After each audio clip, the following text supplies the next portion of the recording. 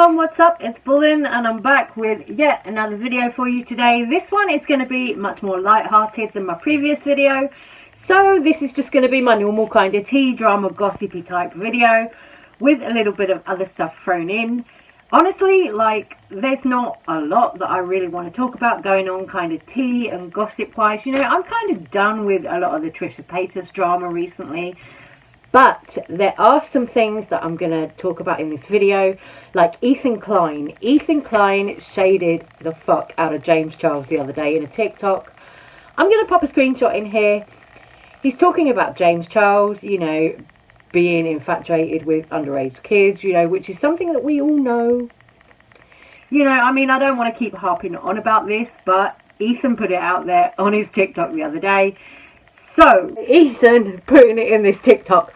Oh, I look so small and petite. I hope that James Charles doesn't come after me. Oh, Ethan. Back to shading James Charles. Now, he hasn't really been on James Charles' case much at all over the last kind of year, I think. Ethan really kind of backed down from James Charles, Jeffree Star, all of them, you know. He kind of stopped talking about beauty people and, you know, your James Charles, your Jeffree Star, all of that. When Trisha left Frenemies, he kind of left all of that alone because he moved on to other things with his new co-host Hassan on his other podcast. And he was just kind of getting on with other stuff. So I really don't feel like Ethan wants to be involved with a lot of, you know, Trisha's old drama and people that Trisha was in drama with. Someone that Trisha was in drama with was James Charles. Now, James really, like, he went for Trisha on his Instagram stories ages ago. There was that epic speech from James Charles, you know, and I'm not a James Charles fan. No, sister. But the way that James Charles read Trisha Paytas, I think a lot of people were here for that. You know, he went for Trisha for coming for the trans community, the DID community and everything. And he literally stood there and reeled off a list of communities that Trisha defended. And you know how James Charles is when he talks really fast, like, blah, blah, blah, blah, Trish, blah, blah, blah, blah. It was insane. And it was actually a good fucking read. You know, it was a good fucking read. I will give James Charles that. You know, I don't have to like James Charles and I don't have to support James Charles, but I'll give him that. His read on Trisha was pretty good. You know, I feel like he got her, like, bang to rights. Honestly, I do. I was like, wow, James. Actually made sense there. But, you know, then James is problematic for being James. So, you know, Ethan, I think, was just kind of poking the bear a little bit there with James Charles. I mean, I don't know that Ethan's ever really gonna, you know, have James Charles on his podcast or anything like that. You know, I can't see it personally. You know, I don't know what they would talk about. You know, they've really not got anything in common, in my opinion. Next, Disney. People mad at Disney. Everyone is shook, mad, bothered, pressed about Disney. Because Disney have allegedly funded some shit that they shouldn't have funded when it comes to the Don't Say Gay bill in Florida. Disney have allegedly, like, funded all of the sponsors of that bill that's been passed in Florida. And people are losing their shit about it a little bit because it's Disney, you know.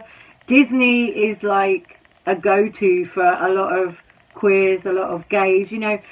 We watch Disney films because of the music, the tunes, you know, whatever. You know, a lot of us are, like, Disney fans.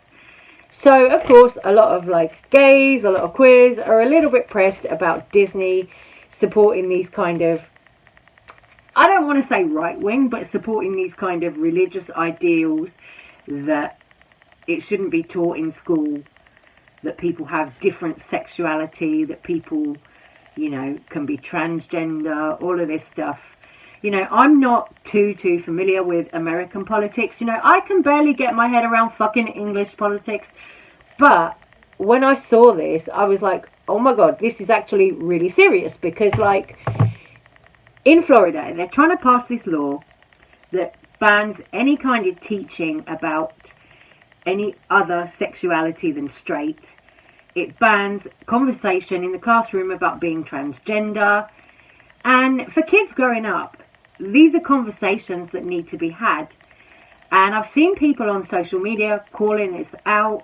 You've got Kimora Black from RuPaul's Drag Race and YouTube, you know, all that good stuff.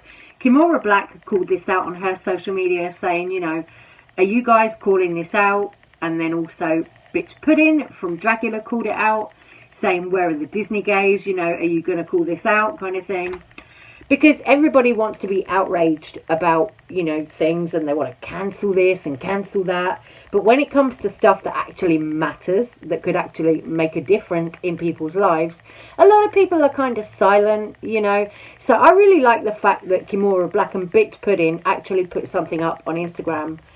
You know, they've both got quite large followings, and for them to actually mention this whole Disney issue, I was like, wow, you know, they've actually paid attention to some of the news and, you know, decided to share it with their followers, which is what a lot of influencers don't do. You know, you don't see like your James Charles, your Jeffree Star and all of them doing that. But of course, drag queens, queer people, you know, out in society, we speak up about things like that. You know, we're not all just going to ignore all this that goes on in the world. You know, what's happening in Ukraine, you know, what's happening in Florida, you know, anything like that. I think a lot of queer people tend to be a little bit more into politics than a lot of straight people. But I think it's not even just about politics anymore.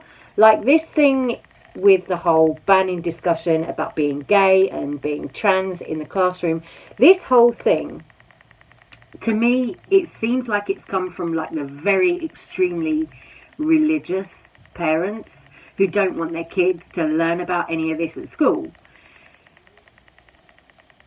And that's sad, you know, that's really sad. It's like, how can you tell children, you know, it's not okay to be gay?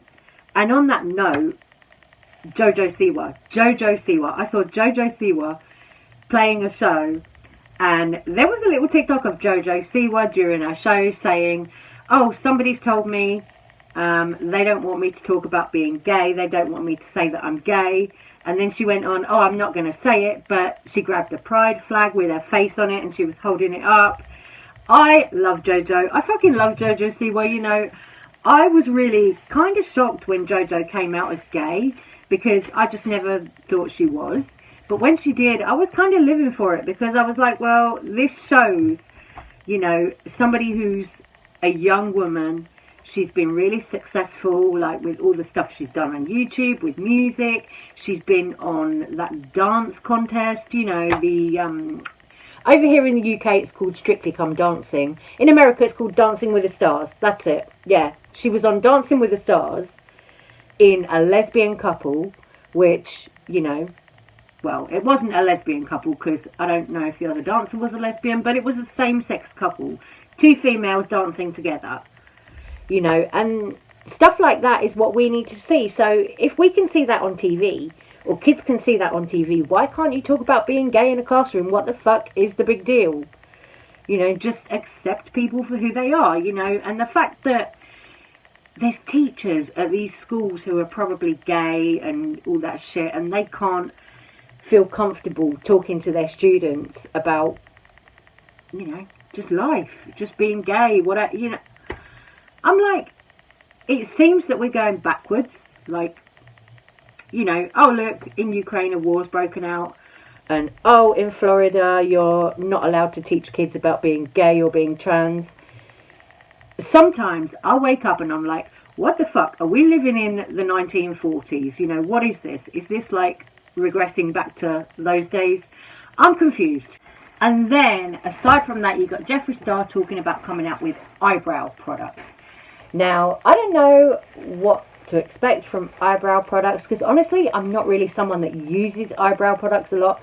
You know, I shave mine off, and then what I tend to do is either use something like an eyebrow paint. Like this one is Sensorium Beauty Brow Engineer, and you can paint your eyebrows on with it. So I would use something like that, or I used to like the Maybelline, I'm not sure what they were called, but it was like a cream brow pomade from Maybelline.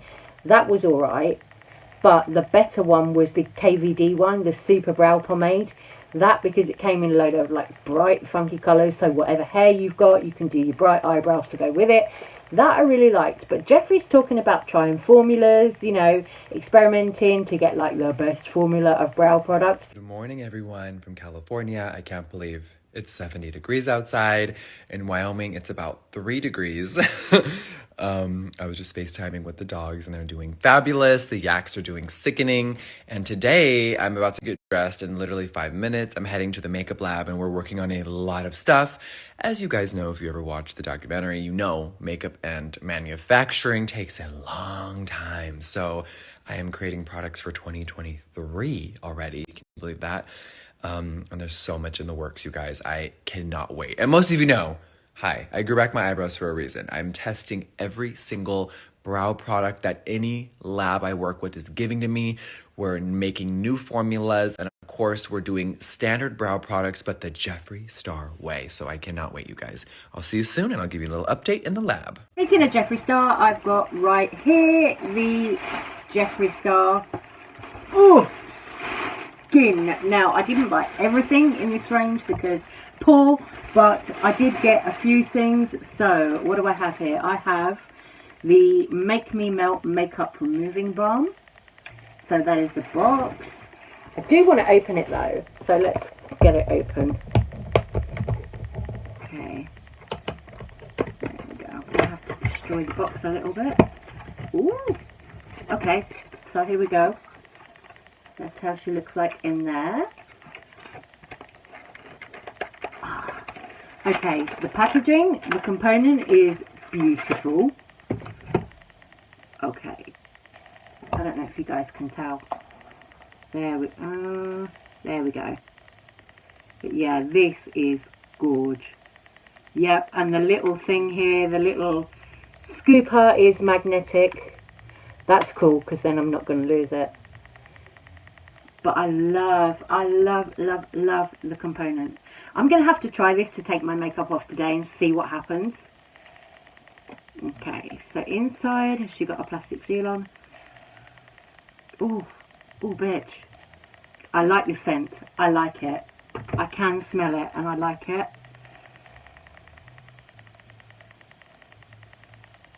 Definitely got like a slight bit of sweetness to it in my opinion, but anyway, really nice, really cute. Look at the packaging. I just love that. How much is in here? Does it say? Ah, here we go. 75 grams. Okay, that's not too bad. How much is in the one that I normally use? Does it say?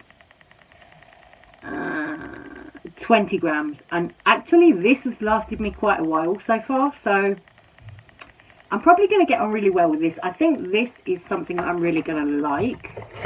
So, let's move on. Sorry, I'm up and down all over the place here because I haven't got somewhere to like plonk this on. Whoop. Okay, I did grab the eye cream here as well. And also the moisturiser, the hydrating, what is it? Hydrating Magic Star Moisturiser. So, I will be trying these out and letting you guys know what I think. Okay, let's open this eye cream one here. Obviously, like with skincare, you can't really tell from like one video or something how it works. So, what I was going to do was use these and try them out like over a month and let you know my thoughts on them. Can you see the little star on the applicator thing there? So cute. Okay, yeah. This does feel cold when you touch your... I'm going to like this. Okay, right, yeah. I think I'm going to like this, but I'm going to use it for like a few weeks or a month and then let you know how it goes. But I just want to open this because I haven't actually opened the boxes yet and seen them. Oh, come on. Now we're in. Okay, so it has like the ingredients on the side of the packaging. I love all this pink though. Me, you know, I'm into it. Ooh. Oh wow, okay. So it looks kind of boozy in there like that. Let's see what happens. Can I pull it out? Ooh. Okay. Bitch. This is really sweet. I like this. It's heavy. Wow. Like, how much is in here? Does it say?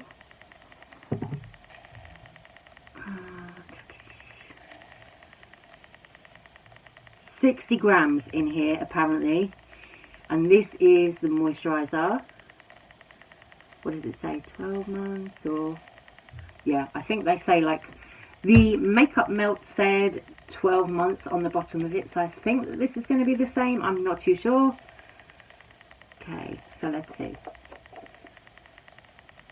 Oh, okay. There you go, you see?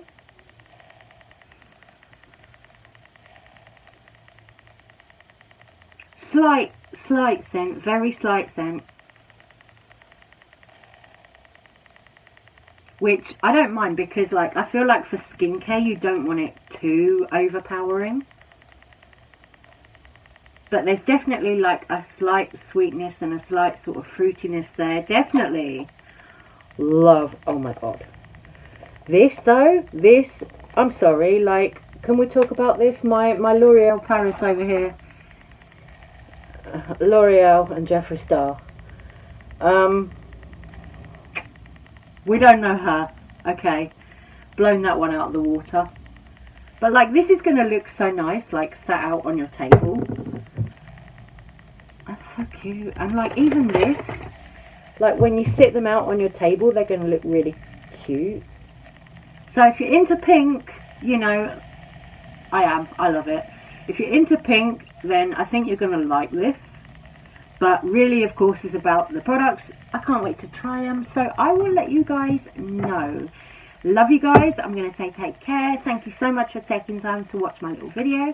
And I will see you on the next one. Bye, guys.